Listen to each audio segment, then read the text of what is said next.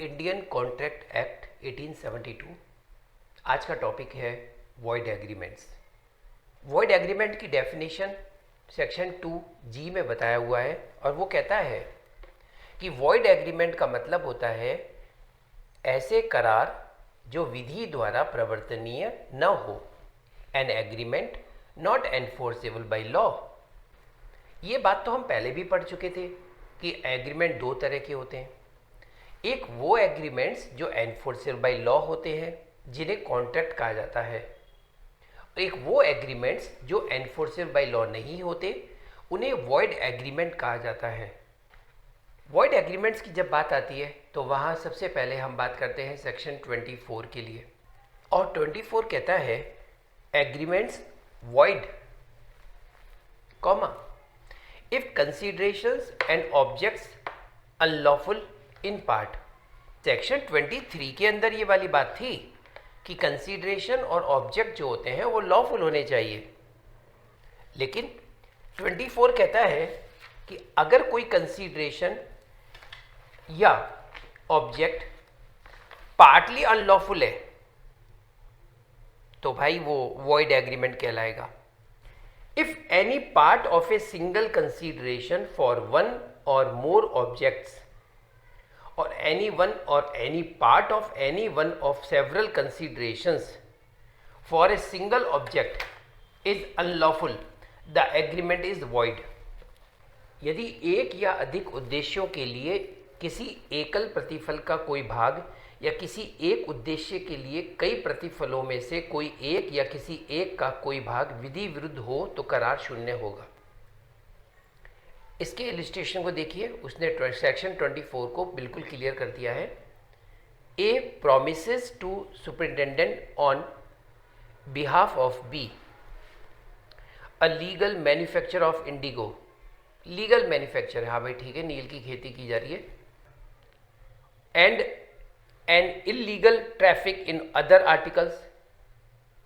क नील के वैध विनिर्माण का और अन्य वस्तुओं में अवैध दुर्व्यापार का ख की ओर से अधीक्षण करने का वचन देता है ऑन बिहाफ ऑफ बी। ठीक है। B promise to pay to A a salary of 10,000 rupees a year, और बी ए को कहता है कि मैं तुम्हें सालाना 10,000 रुपये वेतन दूंगा, सैलरी दूंगा। ये एग्रीमेंट इस कारण शून्य है कि क के वचन का उद्देश्य और ख के वचन के लिए प्रतिफल भागतः विधि विरुद्ध है। यहाँ पे दो बातें आ गई। एक तो आ गया लीगल मैन्युफैक्चर ऑफ इंडिगो, तो ये तो वैलिड है, और illegal traffic in other articles ये इलीगल है। तो बी ने ए को कहा कि तुम इन कामों को देखोगे तो मैं तुम्हें 10,000 रुपये दूंगा साल के। ये क्या है? ये वॉइड एग्रीमेंट है। सपोज बी ने ए को सैलरी नहीं दी तो ए उस सैलरी को लेने के लिए कोर्ट से किसी भी प्रकार की कोई मदद नहीं ले सकता, क्योंकि ये वॉइड एग्रीमेंट है। अब इस इलिस्ट्रेशन में अगर हम थोड़ा सा चेंज करें, जैसे कि मान लीजिए वो अगर ये कहता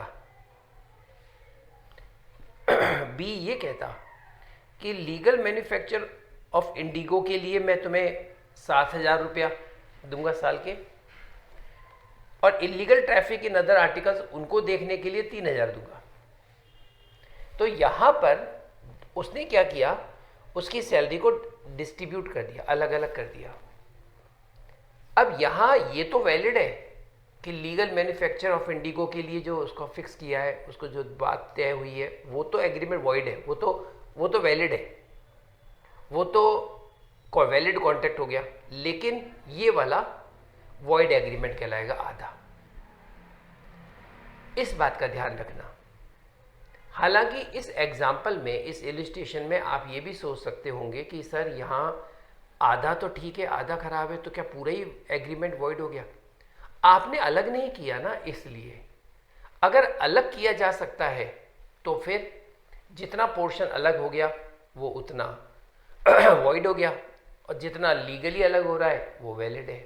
सेक्शन 24 पर एक केस नोट डाउन कर लीजिए, Alec Mary Hill versus William Clark. इस केस में ये कहा गया था where legal and illegal part are so connected with one another that they cannot be separated.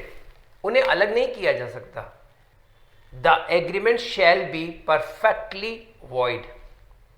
और यदि उसे अलग किया जा सकता है तो जो वैलिड है वो वैलिड कहलाएगा, जो लीगल है वो वैलिड कहलाएगा, इलीगल है वो वॉइड कहलाएगा.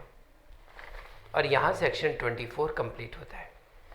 सेक्शन 25 जिसको हमने कंसीडरेशन के टॉपिक में कंप्लीट कर लिया था. Section 26 agreement in restraint of marriage. विवाह का अवरोधक करार शून्य है.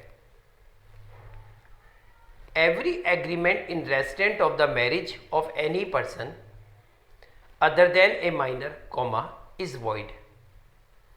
सेक्शन 26 के अंदर एक एक्सेप्शन भी गिवन है और वो ये कहता है कि ऐसा हर करार शून्य है जो अप्राप्त वय से भिन्न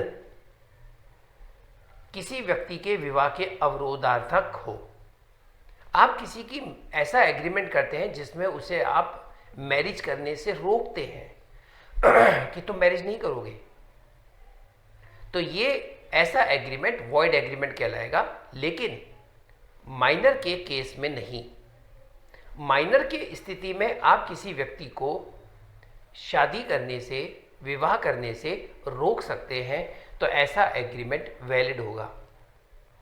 ए ने बी को कहा कि तुम अपनी बच्ची की शादी जब तक वो बालिग न हो जाए तुम नहीं करोगे तो मैं तुम्हें 2 लाख रुपए दूंगा. अब उसने अपनी बच्ची की शादी बालिग हो जाने के बाद करी. अब सवाल ये आता है, क्या वह व्यक्ति 2 लाख रुपए लेने के लिए एंटाइटल है? जी हाँ, यहाँ ये एग्रीमेंट वैलिड है. पर कहते हैं आपने तो एग्रीमेंट किया इन रेस्टेंट ऑफ मैरिज, लेकिन वहाँ बताया हुआ है माइनर का एक एक्सेप्शन. यहाँ जो इंपॉर्टेंट केस लॉ बनता है वो लिख लीजिए. राव रानी वर्सेस गुलाब रानी. क्या हुआ था इस मामले में? इस मामले में 2 विधवाओं के बीच एक एग्रीमेंट होता है.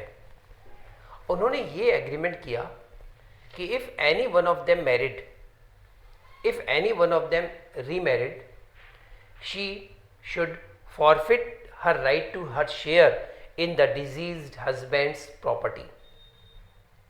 कि उसका पति उनका मर गया है, उसमें से उसका जो हिस्सा होगा वो उससे वंचित हो जाएगी. कोर्ट ने यहां पर कहा कि ये एग्रीमेंट वैलिड है. इसको चैलेंज किया गया कि भाई नहीं, तो वॉइड एग्रीमेंट है, शादी करने से रोको. बोलो नहीं, आपको शादी करने से कहाँ रोका है? शादी करो ना, तुम्हारी इच्छा है तो विवाह करो, करो मैरिज. मैरिज करने से कहाँ रोका है? No any restraint imposed either of the 2 co widows for remarriage. दोनों के ऊपर कोई रेस्ट्रिक्शन नहीं है. सिर्फ इतना सा कहा है कि यदि आप करते हैं तो आपका ये जो राइट है, आप इस राइट से वंचित हो जाएंगे. आपको इस प्रॉपर्टी में से कुछ भी नहीं मिलेगा, आपका शेयर. बस शादी करो. इसलिए इसे यहां पर अगेंस्ट सेक्शन 26 नहीं माना गया, यानी कि इसे यहां वॉइड एग्रीमेंट नहीं माना गया. वॉइड एग्रीमेंट जब होगा जब हम ये रेस्ट्रिक्शन लगा दें कि तुम शादी करोगे ही नहीं, तुम कभी शादी नहीं करोगे. ये एग्रीमेंट वॉइड है. देखो एक बात ध्यान रखना, ये जो राव रानी वर्सेस गुलाब रानी वाला जो मामला है ना, वो है forfeit her right to her share in the deceased husband property. Forfeit the share, ये ध्यान रखना. एक केस और है इसकी तरह, उसका नाम है लता फतुनिशा वर्सेस शहर बानो बेगम. इसका भी ध्यान रखना.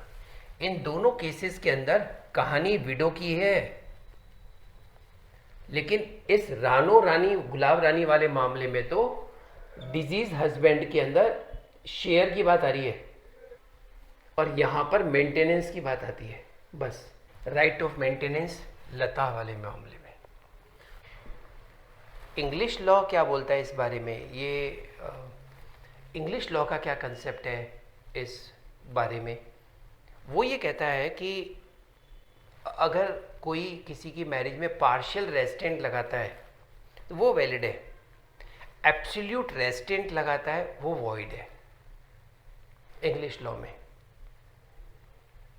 इंग्लिश लॉ में पार्शियल रेस्ट्रेंट करता है अगर वो तो वैलिड है, एब्सोल्यूट रेस्ट्रेंट करता है तो वॉइड है। अब आप सोच रहे हैं पार्शियल रेस्ट्रेंट कैसे होता है? जैसे कि ए ने बी को कहा कि तुम सी के अलावा किसी से भी शादी कर लो, तुम सी से शादी नहीं करोगी, तो इंग्लिश लॉ में ये वैलिड है। आरजीएस के एग्जाम पॉइंट ऑफ व्यू से कोई इंपॉर्टेंट नहीं है, ऐसा कभी आया नहीं है। यहाँ पर सेक्शन 26 कंप्लीट होता है।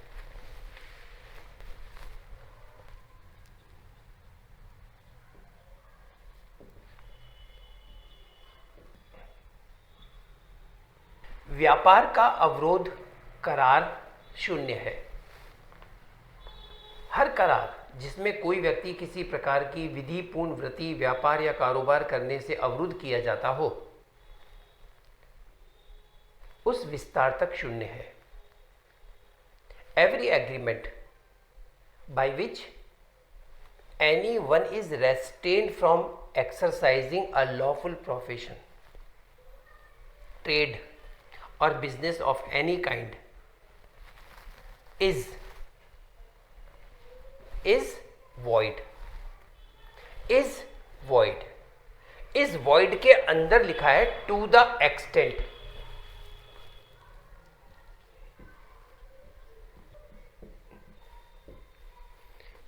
ये है very important, to the extent. ये जो शब्द लिखा है हिंदी में लिखा है उस विस्तार तक, उस विस्तार तक। Every agreement by which any one is restrain from exercising a lawful profession to that extent. अगर किसी के बिजनेस में, अगर किसी के ट्रेड में, अगर किसी के प्रोफेशन को या उसके अंदर कोई डिविजल हो सकता है, डिविजिबल हो सकता है, अलग अलग हो सकता है, तब ऐसी सिचुएशन में जो पोर्शन वैलिड है वो एनफोर्स किया जा सकता है और जो वैलिड नहीं है वो वॉइड हो जाएगा। और where it is not divisible, अगर उन्हें अलग अलग नहीं किया जा सकता है, then in such situation the whole agreement is void. तब पूरा का पूरा करार शून्य हो जाएगा। ये बात आपको टू द एक्सटेंट इससे पता चलता है। इसका मतलब क्या है? टू दैट एक्सटेंट इसका मतलब है केवल शून्य भाग ही अप्रवर्तनीय होगा। टू द एक्सटेंट, तो टू द एक्सटेंट ये बात कहता है। अब ये क्या है? ये एक जनरल प्रिंसिपल है। ये वाली स्वतंत्रता हमें हमारे संविधान के अंदर भी दी हुई है। कोई ऐसा एग्रीमेंट कैसे कर सकता है कि तुम इसका बिजनेस नहीं करोगे? नहीं, तुम होते कौन हो मुझे बिजनेस, कोई भी ट्रेड बिजनेस प्रोफेशन से रोकने के वाले तुम होते कौन हो? ऐसा कोई भी करार जो किसी व्यक्ति को कोई कार्य, कोई बिजनेस प्रोफेशन, कोई ट्रेड करने से रोके, व्यापार करने से रोके, ऐसे करार शून्य करार कहलाते हैं। लेकिन इस जनरल प्रिंसिपल के कुछ एक्सेप्शंस भी हैं, यानी कि कुछ अपवाद भी हैं जहां पर ये नियम लागू नहीं होता। अर्थात एक व्यक्ति किसी दूसरे व्यक्ति को कोई व्यापार करने से रोक सकता है और ऐसा करार वैध करार माना जाएगा। अब हम पढ़ने जा रहे हैं इस सामान्य सिद्धांत के अपवाद, इस जनरल प्रिंसिपल के एक्सेप्शंस। और सेक्शन 27 को देखते हैं क्या कहता है वो। Saving of agreement not to carry on business of which goodwill is sold. One who sells the goodwill of a business may agree with the buyer to refrain from carrying on a similar business। सही बात है। वह व्यक्ति जो किसी कारोबार की goodwill का विक्रय करे। अब ए बी और ये शॉप, ए ने बी से ये शॉप परचेज कर ली 50,000 में। ए ने बी को 50,000 इस दुकान की कीमत दे दी। साथ में ए ने बी को कहा कि तुम ये जो बिजनेस है वो कभी नहीं करोगे। तो भाई तुम होते कौन हो मुझे बिजनेस करने से रोकने वाले? ये तो एग्रीमेंट ही वॉइड एग्रीमेंट है। भाई उसने अगर आपकी गुडविल ली है तो फिर भैया गुडविल का अलग से पैसा दो। तो ए ने कहा कि मैं तुम्हारी गुडविल लेता हूं, मुझे गुडविल भी दो। बोला गुडविल हमारी 1.5 करोड़ की है। तो बोले ठीक है ये लो पैसे। अब बी ये काम नहीं कर सकता क्योंकि ए ने उसकी गुडविल भी परचेज करी है। One who sells the goodwill of a business, one who sell the goodwill of the business may agree with the buyer to refrain from carrying on a similar business। ठीक है, क्रेता से यह करार कर सकेगा कि वह within specified local limits, within specified local limits, यहां पे आपको ध्यान रखना है, within specified local limits. A ने कहा कि इस लोकेलिटी के अंदर आप ये बिजनेस नहीं करेंगे। ठीक है, बिल्कुल सही है। So long as the buyer or any person deriving title to the goodwill from him, तब तक तत्सदृश कारोबार चलाने से विरत रहेगा जब तक क्रेता या कोई ऐसा व्यक्ति जिसे उससे गुडविल का हक व्युत्पन्न हुआ हो उन सीमाओं में तत्सदृश कारोबार चलाता रहे। Carrying on a like business therein, परंतु provide that such limits appear to the court reasonable regard being had to the nature of the business। परंतु यह तब जब उस कारोबार की प्रकृति की दृष्टि से ऐसी सीमाएं न्यायालय को युक्त प्रतीत होती हो। सीमाएं, स्पेसिफाइड लोकल लिमिट्स जो है वो कैसी होनी चाहिए? Reasonable in the I of court, court को लगना चाहिए। अब ए ने बी को कहा, ए रहने वाला है जयपुर का और बी भी जयपुर का रहने वाला है। ए ने बी को कहा कि तुम हिंदुस्तान में कहीं भी नहीं कर सकते। अरे भाई ये क्या तरीका हुआ? ये क्या तरीका हुआ? बी का ये 50 साल का बिजनेस है जयपुर के अंदर, तो जयपुर में आप ये काम करने से मना कर सकते हो, या जयपुर के अंदर भी पर्टिकुलर इस लोकेलिटी के अंदर इसने गुडविल कमाई है तो यहां पर मना कर सकते हो। ये क्या तरीका हुआ कि पूरे देश में नहीं कर सकते आप ये काम? नहीं, ऐसा एग्रीमेंट तो वॉइड एग्रीमेंट है। तो कोर्ट इस बात को डिसाइड करेगा कि जिन लोकल लिमिट्स के अंदर काम करने से आप मना कर रहे हैं वो रीजनेबल है भी या नहीं। मान लीजिए ये बिजनेस है किसी कपड़े का और ए बी के ऊपर ये रेस्ट्रिक्शन लगा देता है कि तुम यहां जयपुर में कपड़े का बिजनेस और बर्तनों का बिजनेस कभी नहीं करोगे। हाँ, जयपुर में नहीं करोगे ये ठीक है क्योंकि इसने गुडविल का पैसा दिया है, लेकिन बर्तनों का नहीं करोगे। यार ये तो गलत बात है। क्यों नहीं करोगे? बर्तनों का क्यों नहीं करोगे? बर्तन का तो वो कर सकता है, कल ही कर लेगा वो तो इस काम को। ये वॉइड एग्रीमेंट है। और यहां पर सेक्शन 27 कंप्लीट होता है। किसी को कुछ पूछना हो तो पूछ लीजिए।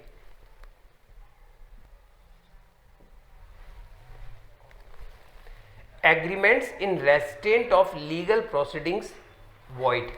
विधिक कार्रवाइयों के अवरोधक करार शून्य है।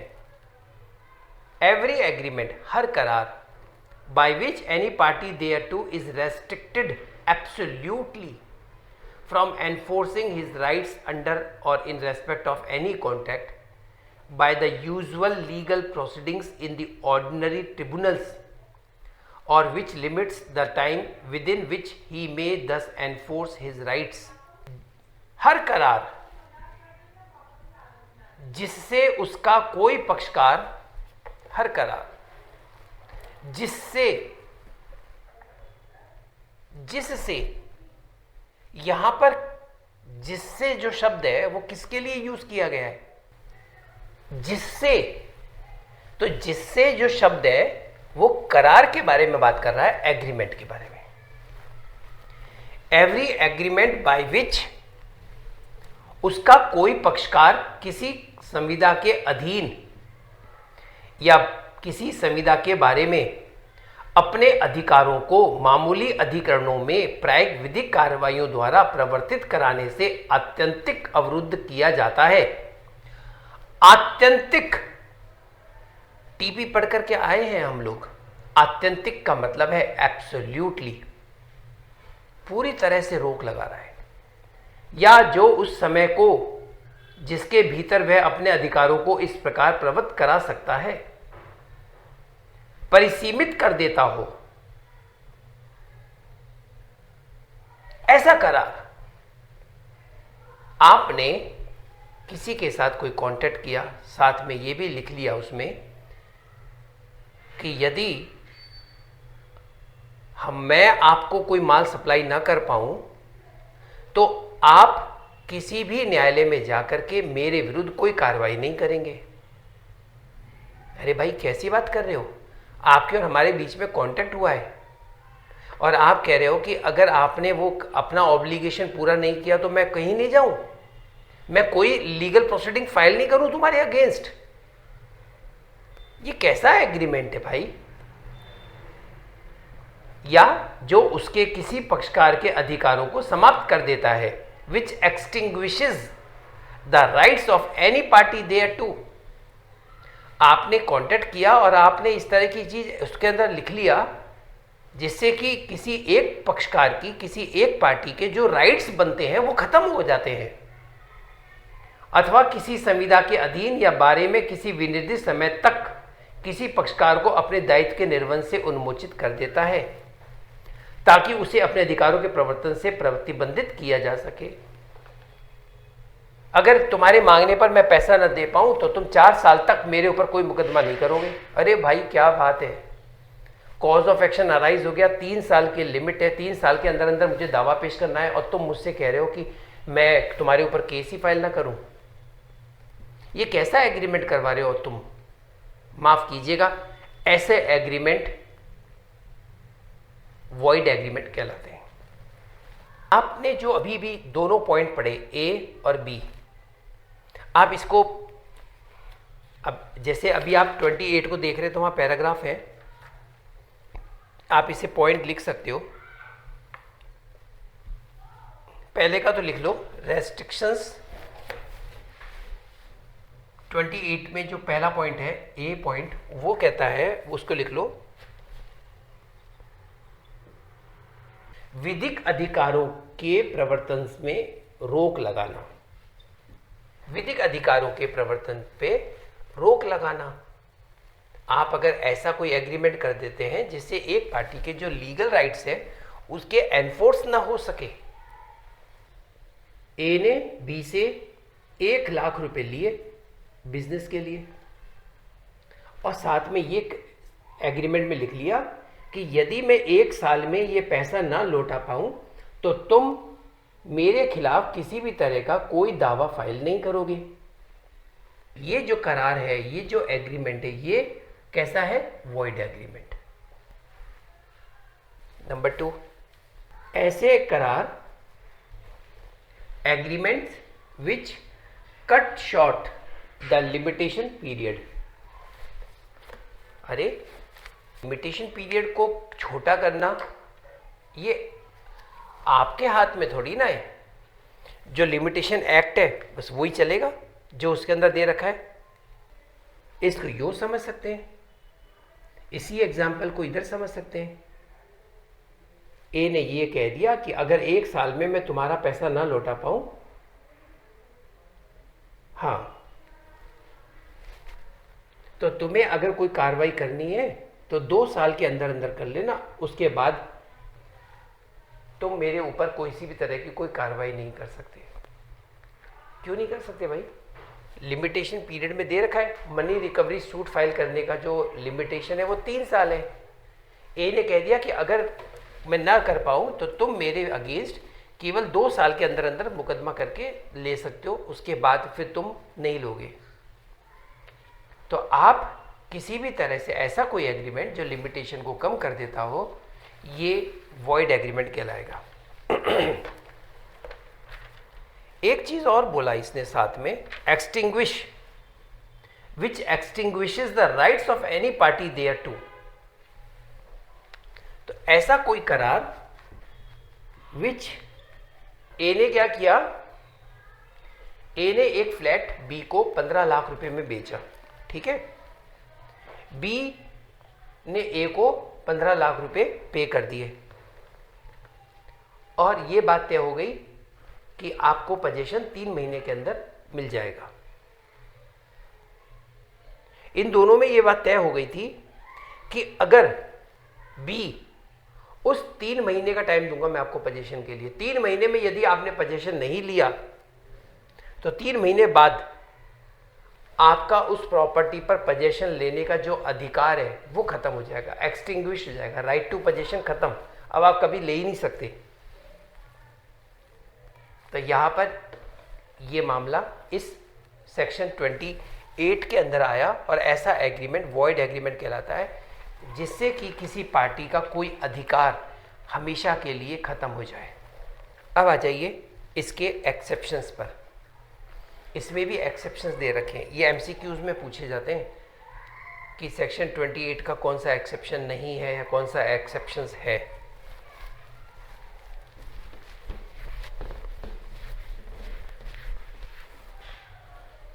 Exception number 1, saving of contract to refer to arbitration dispute that may arise. जो विवाद पैदा हो उसको माध्यस्थ के लिए निर्देशित करने वाली संविदा की व्यावृत्ति। यह धारा उस संविदा को अवैध नहीं कर देगी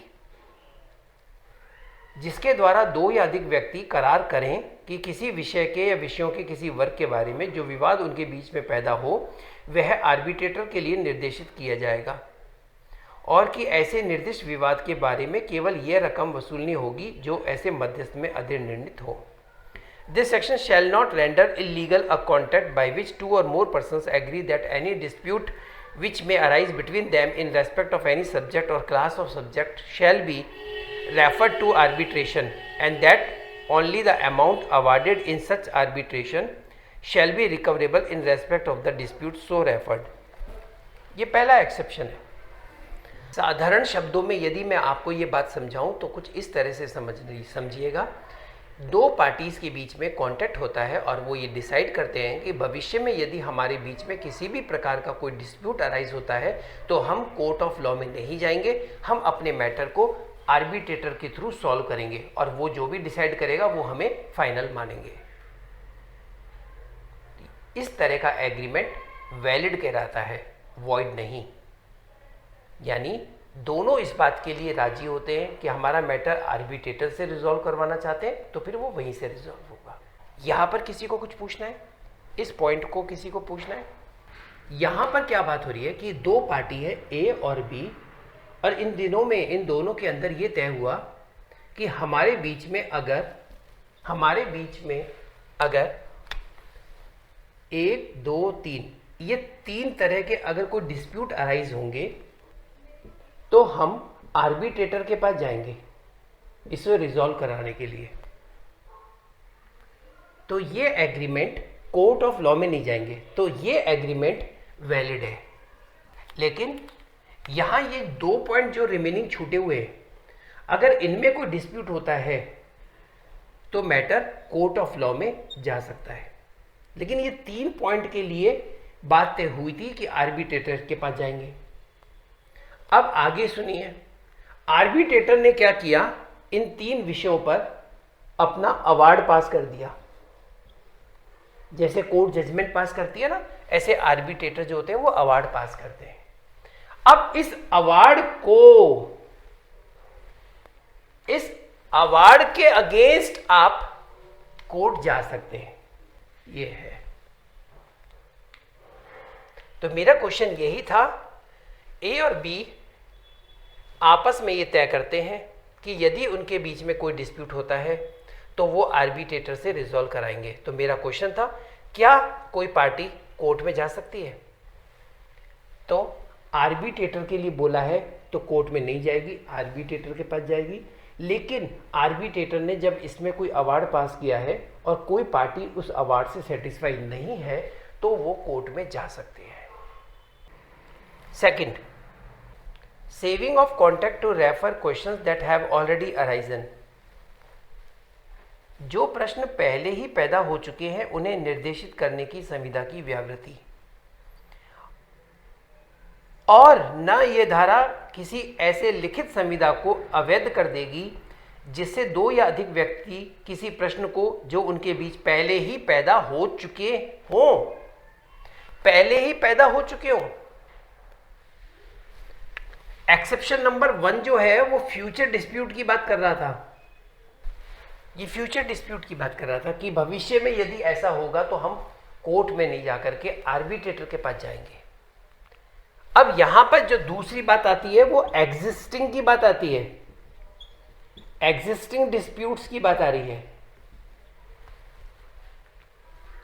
ये हमारे बीच में आज कर सकते हो तो आर्बिट्रेशन से रिजॉल्व करोगे, फ्यूचर में यदि कोई डिस्प्यूट हुआ तो ऐसा भी एग्रीमेंट। अब एक हो रहा है कि हमारे बीच में ये डिस्प्यूट्स है, आज हम ये एग्रीमेंट कर रहे हैं कि ये जो डिस्प्यूट्स हमारे बीच में हुए हैं इनको हम आर्बिट्रेटर के पास जाएंगे, ये कह रहा है।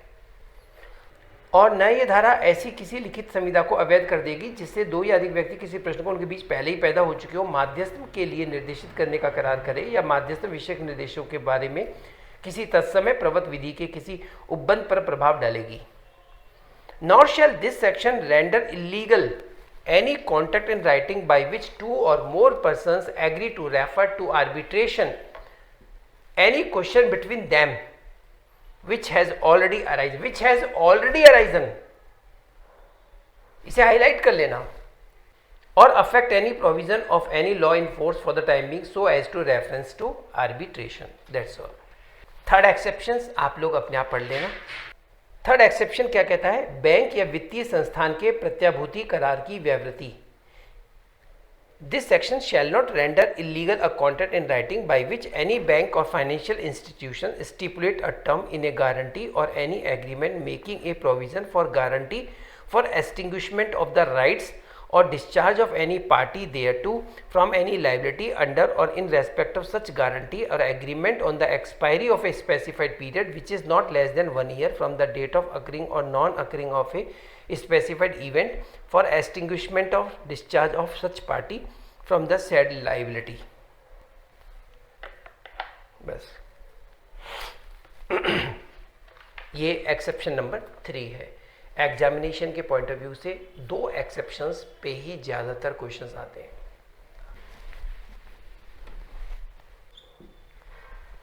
चलिए, section 29 agreements void for uncertainty. वैसे तो ये एग्रीमेंट भी हम कॉन्ट्रैक्ट के प्रीवियस लेक्चर में एक बार डिस्कस कर चुके थे, एक बार फिर कर लेते हैं। ऐसे करार जिनका अर्थ निश्चित नहीं है या निश्चित किया जाना शक्य नहीं है, शून्य है। Agreements the meaning of which is not certain, which is not certain, comma, or capable of being made certain. आइए, यहां 2 बातें बताई गई हैं।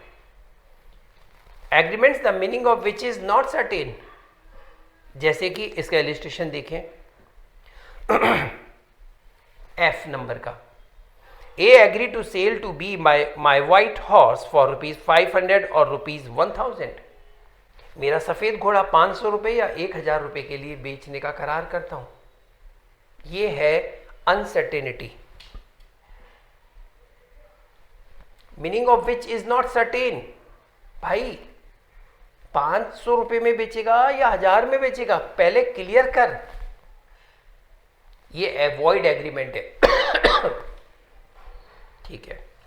Capable of being made certain, आइए इलस्ट्रेशन पढ़ते हैं। A agree to sell to B 100 ton of oil, there is nothing whatever to show what kind of oil was intended, agreement is void for uncertainty. A ने B को agree किया, A agree to sell to B, वचन देता है कि मैं तुम्हें 100 ton oil बेचूंगा। लेकिन भाई 100 टन जो माल तुम हमें दे रहे हो तेल का, वो तेल कौन सा तेल है? मिट्टी का तेल है, खाने का तेल है, कैसा तेल है भाई? कोकोनट ऑयल है, क्या है? ये अनसर्टेनिटी है। अब इसी में एक एग्जांपल और आ जाता है। जो सी वाला एग्जांपल है ना, वो एग्जाम में पूछते हैं और बच्चे देखते हैं, अरे यार ये तो अनसर्टेनिटी का एग्जांपल है, वॉइड एग्रीमेंट है। ध्यान से पढ़ो। लेकिन A who is a dealer in coconut oil only, ये जो ओनली है ये ध्यान रखना। ए जो कोकोनट ऑयल में ही डील करता है ओनली, उसके पास कोकोनट ऑयल के अलावा और कोई ऑयल है ही नहीं। Agree to sell B 100 ton of oil, लेकिन उसने यहां पर यह डिस्क्राइब नहीं किया कौन सा ऑयल। लेकिन यह बात जब पता है कि वो कोकोनट ऑयल में ही डील करता है, तो उसके द्वारा ये कहना 100 टन ऑफ ऑयल ये वैलिड है। लेकिन जब कोई डीलर एक से ज़्यादा काइंड्स के अंदर ऑयल के उसमें काम कर रहा है, तो वहाँ आपको स्पेसिफिकली मेंशन करना होगा कि आखिर आप कौन से ऑयल की बात कर रहे हैं। अदरवाइज ये एग्रीमेंट वॉइड एग्रीमेंट कहलाएगा। और जब पार्टीज को ये वाली बात पता हो पहले से कि ये बंदा तो कोकोनट ऑयल में ही डील करता है, तब वो ये कहता है 10 पीपे तेल के भिजवा दो, ये वैलिड है। लेकिन जब कोई दुकानदार, कोई डीलर कई तरह के तेल बेचने का काम करता है और बी ये कहता है 10 पीपे तेल के भिजवा दो, ये वॉइड है, क्योंकि वहां उसने ये मेंशन नहीं किया विच टाइप ऑफ ऑयल। और यहां पर सेक्शन 29 कंप्लीट होता है। Section 30 agreements by way of wager void. Pre में क्वेश्चन बनता है section 30 of IC act explain ABCD, तो आप याद रखना wagering agreement.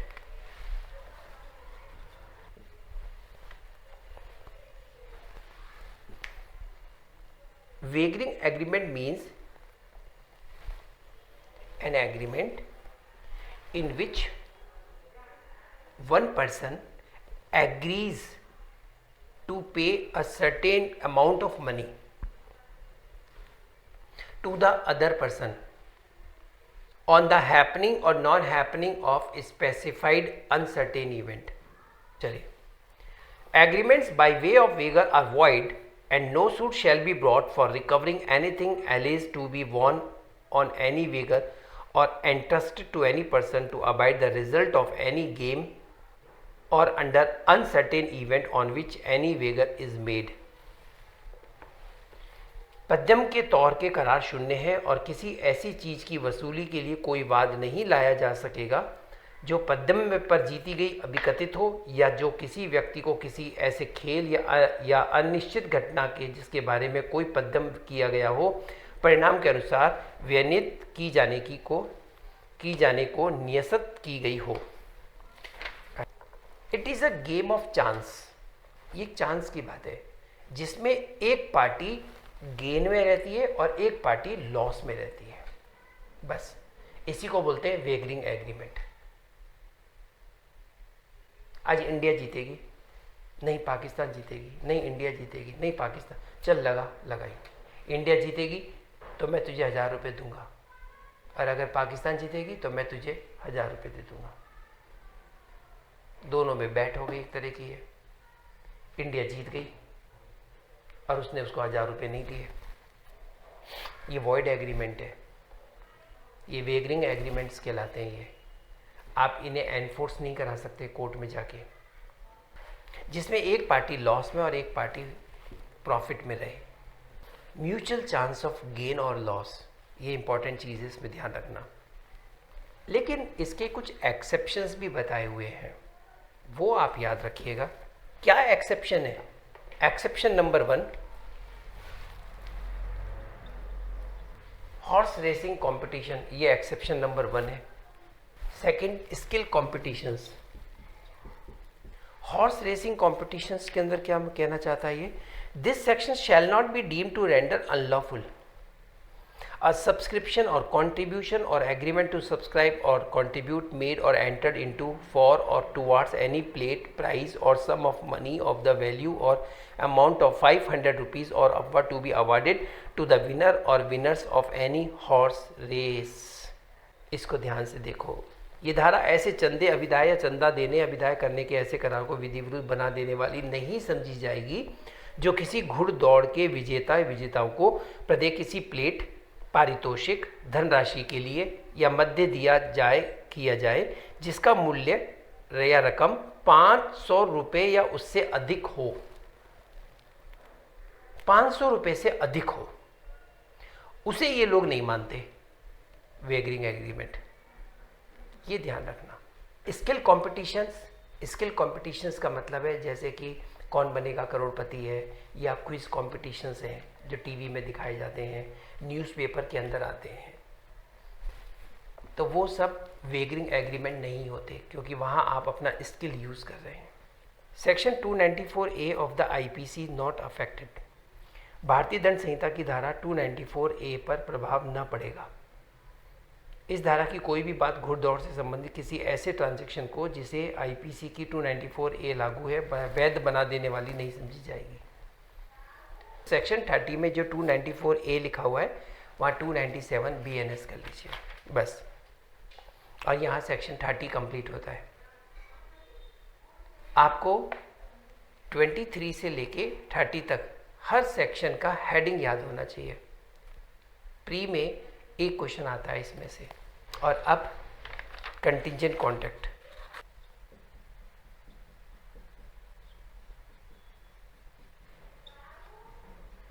Chapter number 3 contingent contracts, section 31 contingent contracts.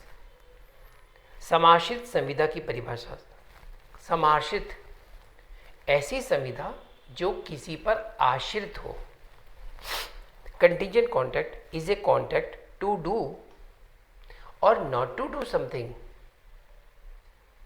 comma, if some event, comma, collateral to such contract does or does not happen। वह संविदा है जो ऐसी संविदा से सामपार्श्विक किसी घटना के घटित होने या न होने पर ही किसी बात को करने या न करने के लिए हो। इसके कुछ एसेंशियल पॉइंट्स हैं कंटिंजेंट कॉन्ट्रैक्ट के, उसे नोट डाउन करिए। नंबर 1, सबसे पहली बात है there must be valid contract. वैध संविदा होनी आवश्यक है। और performance of contract must be conditional. A और बी इनके बीच में वैलिड कॉन्ट्रैक्ट का होना जरूरी है, और उस कॉन्ट्रैक्ट का जो परफॉर्मेंस है वो कंडीशनल होना चाहिए। यानी इस कॉन्ट्रैक्ट का परफॉर्मेंस किसी कंडीशन पर डिपेंड होना चाहिए, ये ध्यान रखना। किसी इवेंट पर डिपेंड होना चाहिए। The event must be uncertain। The event must be collateral to the contract। collateral का मतलब होता है सामपार्श्विक। सामपार्श्विक क्या हुआ कि इन दोनों के बीच में जिस चीज का कॉन्टैक्ट हुआ है उसके कोलेटरल होना चाहिए इवेंट भी,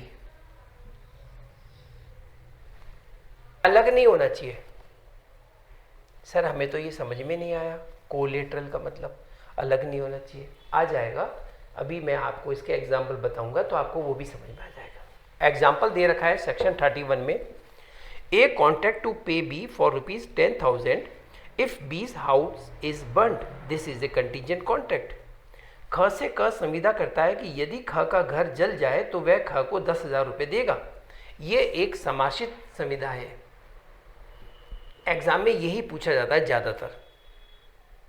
हम लोग कॉन्ट्रैक्ट करते हैं ना, फायर इंश्योरेंस का कॉन्ट्रैक्ट, वो भी तो कॉन्ट्रैक्ट ही एक तरह का। उसमें भी तो वो हमको ये एश्योर करता है आपका घर जल गया तो हम आपको इतने रुपए देंगे, आप हमसे पॉलिसी करवा लेते हैं, हम उसे पैसे देते हैं, प्रीमियम देते हैं। वो हमको क्या देता है? वो हमको निश्चिंतता देता है। घर जल भी सकता है, नहीं भी जल सकता है, इस तरह से। तो यहाँ इस एग्जाम्पल में वो यही बताने जा रहा है कि जो इवेंट है वो अनसर्टेन इवेंट हो रहा है। अब जो कोलेटरल की बात आ रही है वो आपको आगे समझ में आएंगी। सेक्शन 32 को देखिए, एनफोर्समेंट ऑफ कॉन्ट्रैक्ट्स कंटिंजेंट, ठीक है, ऑन एन इवेंट हैपनिंग। 33 को देखिए, enforcement of contract contingent on an event not happening.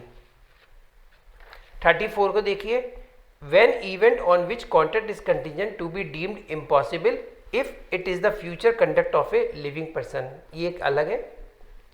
35 को देखिए, when contract become void which are contingent on happening of a specified event within fixed time। 35 का दूसरा part देखिए, event not happening within fixed time। और 36 में agreement contingent on impossible event void। आपको इनके headings याद करने होंगे, कौन से सेक्शन में कौन सा हेडिंग लिखा हुआ है, प्री एग्जाम के पर्पज से। अभी मैं आपको एक जनरल एक एग्जाम्पल दूंगा, फिर मैं आपको इनको पढ़ करके समझाऊंगा।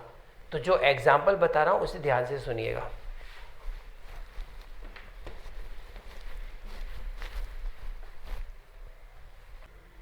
ए बी के पास आया और कहा कि हमें 1000 चेयर्स बनवानी है, तो हम लकड़ी चाहिए। लकड़ी दिखाई बी ने, ए ने बी को कहा कि मुझे ये सैंपल के तौर पे दे दीजिए, मैं अपने मैनेजर को बताऊंगा और मेरा मैनेजर ने यदि ओके कर दिया तो हम 1000 लकड़ी आपसे, 1000 चेयर बनाने के लिए, यानी कि हम आपसे 500 क्विंटल माल खरीद लेंगे। तो ये क्या है? ये कंटिंजेंट कॉन्ट्रैक्ट हो गया। ए और बी के बीच में जो 500 क्विंटल का कॉन्ट्रैक्ट है वो किस पे डिपेंड हो गया? मैनेजर के ओके कहने पर। अगर मैनेजर को ये सैंपल पसंद आ गया तो फिर हमारा कॉन्ट्रैक्ट कंप्लीट हो गया। तो ये जो मैनेजर का ओके है, ये इसका ओके इन दोनों के बीच में जो कॉन्ट्रैक्ट हुआ है लकड़ी का, उस पर, उसके साथ है। इसको बोलते हैं कोलेटरल, उसके साथ, उससे जुड़ा हुआ, उससे संबंधित। अब मैं आपको दूसरा एग्जांपल बताने जा रहा हूं।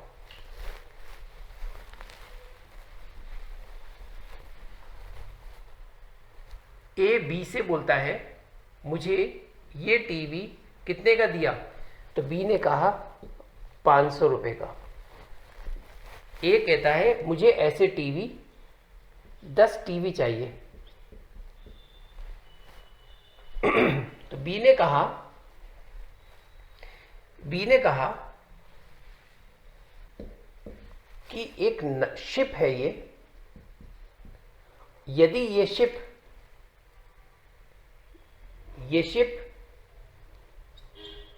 कैलकाटा से चल के मुंबई आने वाली है, यदि ये शिप मुंबई आ जाती है तो मैं आपको 10 टीवी दे दूंगा। तो अब इनके बीच में जो ये कॉन्ट्रैक्ट है वो किस पर डिपेंड हो रहा है? इस शिप के आने पर। तो बी ने क्या कहा? ये शिप मुंबई आ गई तो, अब ये शिप मुंबई आ गई तो, अब बी ने क्या किया? 10 टीवी नहीं दिए, ए कहां जाएगा? कोर्ट में जाएगा और कोर्ट में जाकर के ये बताएगा कि मेरे और बी के बीच में ये कॉन्ट्रैक्ट हुआ था 10 टीवी का मैं पैसे देने को तैयार हूं, वो टीवी नहीं दे रहा। तो बी ने कहा कि सर हमारा कॉन्ट्रैक्ट इस पर डिपेंड था, इस कंडीशन पर था कि ये शिप अगर मुंबई आ गई तो। अब ये मुंबई आ गई या नहीं आई? अगर ये शिप मुंबई आ गई है और फिर भी अगर ए को ये 10 टीवी नहीं दे रहा है तो ए कोर्ट में जाकर के अपने इस कॉन्ट्रैक्ट को एनफोर्स करवा सकता है, क्योंकि जिस कंडीशन पर हमारा कॉन्ट्रैक्ट बेस था वो हो गया, वो इवेंट परफॉर्म हो गया। जब वो इवेंट परफॉर्म हो गया है तो फिर हमारा कॉन्ट्रैक्ट एनफोर्स होगा। इस बात पर किसी को कुछ पूछना हो तो पूछ लो। चलिए सेकंड बात, ए ने बी से कहा मुझे 10 टीवी चाहिए। बी ने कहा यदि ये शिप कैलकाटा से मुंबई नहीं आई तो। अब इसका कॉन्ट्रैक्ट ए और बी के बीच में जो कॉन्ट्रैक्ट है वो एनफोर्स कब होगा? ए और बी के बीच में जो कॉन्ट्रैक्ट है वो एनफोर्स कब होगा? जब ये शिप कैलकाटा से मुंबई नहीं आए तो। पता चला कैलकाटा से जो मुंबई आने वाली शिप थी वो नहीं आ रही है, नहीं आई, नहीं आई, इसका मतलब कंडीशन इवेंट परफॉर्म हो गया।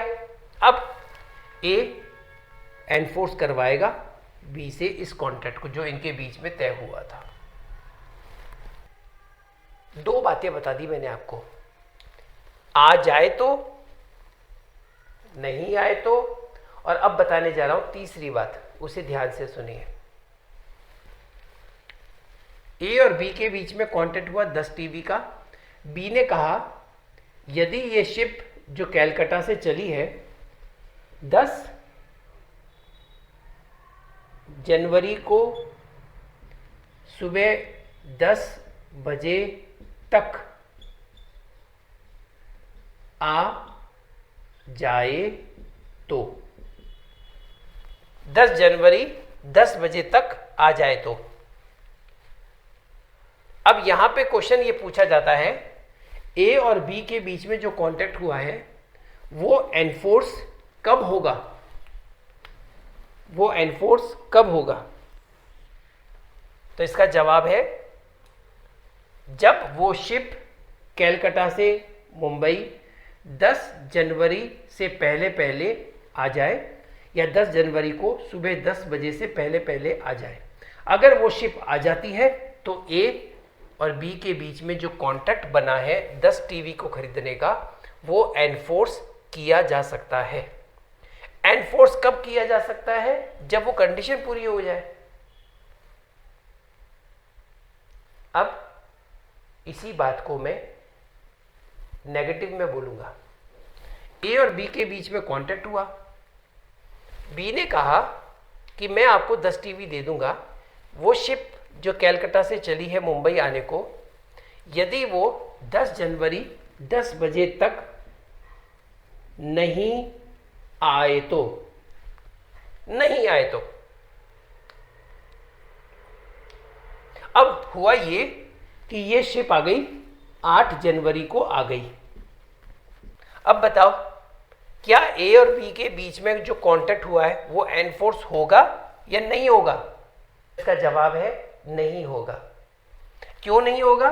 क्योंकि कंडीशन ये लगाई थी कि 10 जनवरी 10 बजे से पहले नहीं आए तो, वो तो 8 तारीख को आ गई, तो भैया अब एनफोर्स नहीं होगा।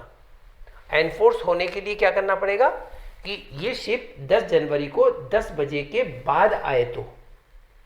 ये थे कंटिंजेंट कॉन्ट्रैक्ट के इंपॉर्टेंट कंसेप्ट। अब इसमें एक बात और ऐड ऑन करते हैं। इसने कहा, बी बोलता है ये शिप कैलकाटा से चलकर मुंबई 10 जनवरी को 10 बजे तक आ जाए तो। अब इंफॉर्मेशन आती है कि 8 जनवरी को पता चला शिप में आग लग गई, 8 तारीख को। अब ये शिप क्या 10 तारीख तक आ जाएगा? आ ही नहीं सकता, इम्पॉसिबल हो गया। उस शिप में आग लग गई, पानी में डूब गया, इम्पॉसिबल।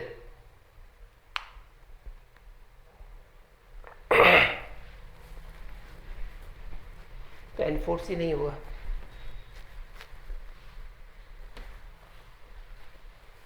चलिए अब हम सेक्शन वाइज पढ़ते हैं इसको। 31 के बाद आ जाइए 32 पर। Enforcement of contracts contingent on an event happening, होने पर। Contingent contract to do or not to do anything in an uncertain future event happens cannot be enforced by law unless and until that event has happened. If the event becomes impossible, such contract become void. A makes a contract with B to buy B's horse if A survives C. B से A contract करता है कि यदि सी के मरने के बाद ए जीवित रहा तो वह बी का घोड़ा खरीद लेगा। ए ने बी के साथ ये कॉन्ट्रैक्ट किया कि सी के मर जाने के बाद अगर मैं जिंदा रहा तो तुम्हारा ये जो घोड़ा है वो मैं खरीद लूंगा। किसने कहा? ए ने बी को। This contract can not be enforced by law. इन दोनों के बीच में जो ये कॉन्ट्रैक्ट हुआ है उसे आप एनफोर्स नहीं करवा सकते। कब तक? जब तक फोर्स नहीं करवा सकते। कब तक? जब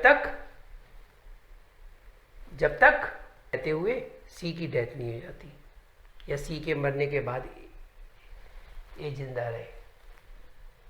सी के साथ कॉन्ट्रैक्ट किया कि सी के मर जाने के बाद भी यदि मैं जिंदा रहता हूं तो तुम्हारा ये घोड़ा मैं खरीद लूंगा। एनफोर्स नहीं करा सकता। कौन नहीं करवा सकता एनफोर्स? ए।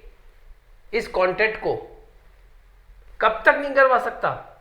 जब तक सी के मर जाने पर ए जिंदा नहीं रहता। मान लो ए सी से पहले मर गया तो एनफोर्स ही नहीं करा सकता क्योंकि कंडीशन ही उल्टी हो गई। ये बात कह रहा है यहां सेक्शन 32 में।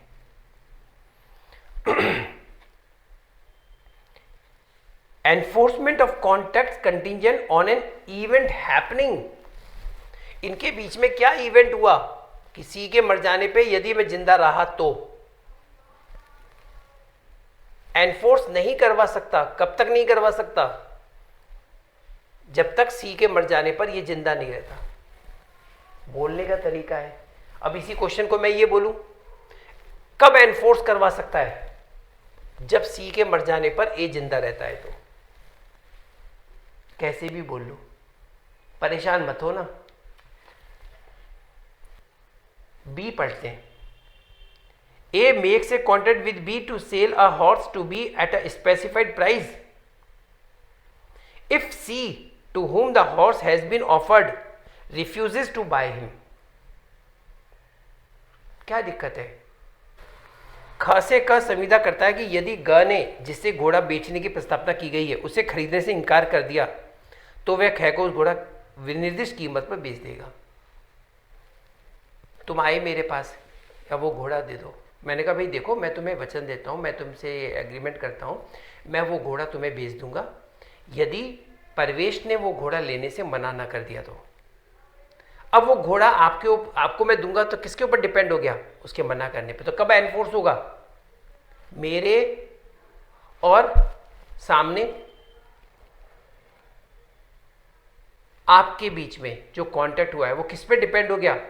थर्ड पर्सन के मना करने पर। तो कब एनफोर्स होगा? जब थर्ड पर्सन मना कर देगा तो ये एनफोर्स हो जाएगा। कब एनफोर्स नहीं होगा? यदि उसने मना नहीं किया तो ये एनफोर्स नहीं होगा। C, A contract to pay B a sum of money when B marry C. A ये कॉन्ट्रैक्ट करता है कि जब सी से बी विवाह कर लेगा तो बी को वे एक धनराशि देगा। बी से विवाह हुए बिना सी मर जाता है, C dies without being married to B, the contract become void. तो सही बात है, वो मर गया, अब कहाँ से होगा, उसके लिए इम्पॉसिबल हो गया। और यहाँ सेक्शन 32 कंप्लीट होता है। सेक्शन 32 में किसी को कुछ पूछना हो तो पूछ लो। अब 33 को देखो। Enforcement of contract contingent on an event not happening.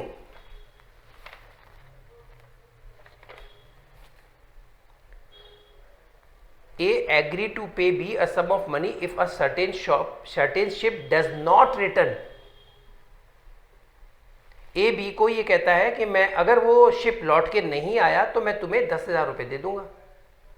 The ship is sunk, डूब गया। The contract can be enforced when the ship sink. तो आप इस कॉन्ट्रैक्ट को एनफोर्स कब करवा सकते हैं? जब वो नाव डूब जाए, क्योंकि लौट के नहीं आया वो। तो यहां पर किसके ऊपर डिपेंड हो रहे हैं? एक अनसर्टेन इवेंट के ऊपर। 34 कहता है when event on which contract is contingent to be deemed impossible if it is the future conduct of a living person. If, यदि, if the future event on which a contract is contingent is the way in which a person will act at an unspecified time, the event shall be considered to become impossible when such person does anything which renders it impossible that he should so act within any definite time or otherwise then under further contingencies। यदि वह भावी घटना जिस पर कोई संविदा समाश्रित है, भावी घटना होने वाली भविष्य में, इस प्रकार हो, वो ऐसी है जिस प्रकार से कोई व्यक्ति किसी अविनिर्दिष्ट समय पर कार्य करेगा, तो वह घटना असंभव हुई तब समझी जाएगी जब ऐसा व्यक्ति कोई ऐसी बात करे जो किसी परिसीमित समय के भीतर या उत्तरभावी आकस्मिकताओं के बिना उस व्यक्ति द्वारा वैसा किया जाना असंभव कर दे। इसका इलिस्ट्रेशन देखिए, उससे ये चीज़ क्लियर हो जाएगी। इसके अलावा कुछ नहीं आता। A agree to pay B a sum of money if B marry C. Sir ये तो अभी भी पढ़ा था 32 में, वो इम्पॉसिबल था। अब इसके अंदर पढ़ो, इसमें इम्पॉसिबल नहीं है। A agree to pay B a sum of money if B marry C. तो ए ने बी को कहा कि मैं तुम्हें इतने रुपए दूंगा यदि तुमने सी से शादी कर ली तो। सी मैरी डी। अब सी ने किससे शादी कर ली? डी के साथ। The marriage of B to C must now be considered impossible. इसे असंभव माना जाएगा क्योंकि उसने तो डी से शादी कर ली, दो शादी तो कर नहीं सकता।